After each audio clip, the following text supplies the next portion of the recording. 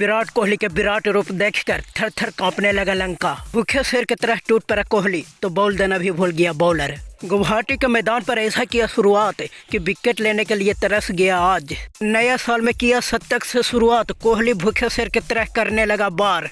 कोहली का लगातार 2 शतक क्रिकेट की दुनिया में सबसे ज्यादा शतक लगाने का दे दिया संकेत। गुवाहाटी के मैदान पर कोहली को रोकने का किया पूरा प्रयास, लेकिन न कोहली रुका न उनका बल्ला और उतर गया श्रीलंका का खल्ला। विराट कोहली के बल्ला ऐसा गरजा कि 80 गेंदों में ही बन गया शतक। दोस्तों, भारत और श्रीलंका के बीच पहला मैच 10 जनवरी को खेला गया। श्रीलंका टॉस जीतकर पहले बॉलिंग करने का निर्णय लिया। भारत की ओर से ओपनिंग करने आए रोहित शर्मा और शुभम गिल। भारतीय टीम का शुरुआत शुरू से ही अच्छा रहा। रोहित शर्मा और शुभम गिल श्रीलंका टीम को विकेट के लिए तरसा दिया। दोनों को देखकर ऐसा लग रहा था कि विकेट गिरेगा ही नहीं। रोहित शर्मा और शुभम गिल के बल्ला से रन बन नहीं बह रहा था, मानो चौका छक्का का बरसात हो रहा था। अब श्रीलंकाई टीम के लिए समस्या बढ़ते जा रहा था, क्योंकि विकेट गिर नहीं रहा था और रनों का बरसात हो रहा था। तभी दर्शन शंकर ने 20वां ओवर के चौथा बॉल पर शुभम गिल को LBW आउट करके श्रीलंका टीम के लिए एक बहुत बड़ा सफलता प्राप्त कर लेता है।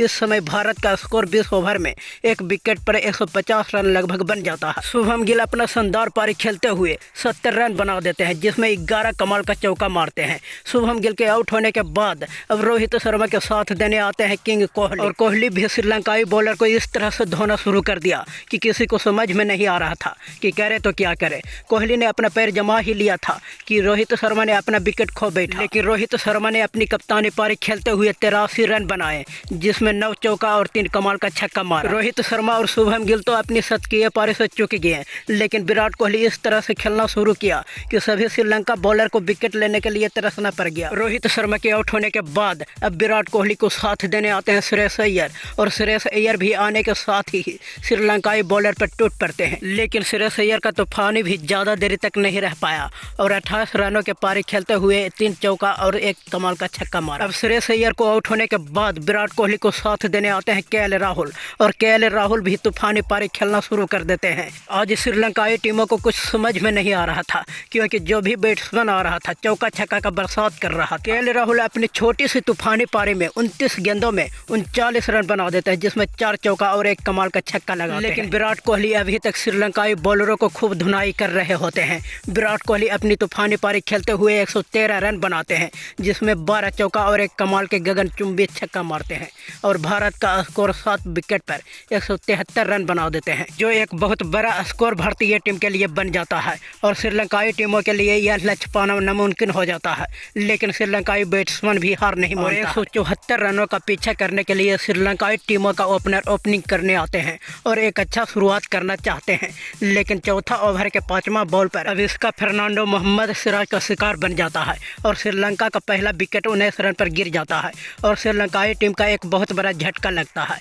अब पाथुम निशंका को साथ देने आते हैं कुशल मेंडिस, लेकिन कुशल मेंडिस को भी मोहम्मद सिराज अपना तेज तरार बॉलर से अपना जाल में फंसा लेते हैं और हार्दिक पांड्या के हाथों कैच करवा देते हैं, जिसके कारण श्रीलंकाई टीमों का बहुत बड़ा झटका लग जाता है। वहीं मोहम्मद सिराज ने 2 विकेट लेकर श्रीलंकाई टीमों को पूरी तरह से कमर ही तोड़ देता है और भारतीय टीम का एक बहुत बड़ा सफलता दिलाते हुए इस मैच को लगभग भारत के झोली में डाल देता है। लेकिन पाथुम निशंका अभी भी हार मानने के लिए तैयार नहीं हो रहे थे और एक तरफ से चौके का बरसात कर रहे थे। इनको देखकर ऐसा लग रहा था कि आज पूरी टीम आउट हो जाएगा, लेकिन इन्होंने आउट नहीं होने वाला। पाथुम निशंका को साथ देने आते हैं चारिथा श्रीलंका, लेकिन ये भी ज़्यादा देरी तक साथ नहीं निभा पाते हैं और सिर्फ 23 रन बनाकर उमरान मलिक का शिकार बन जाते हैं।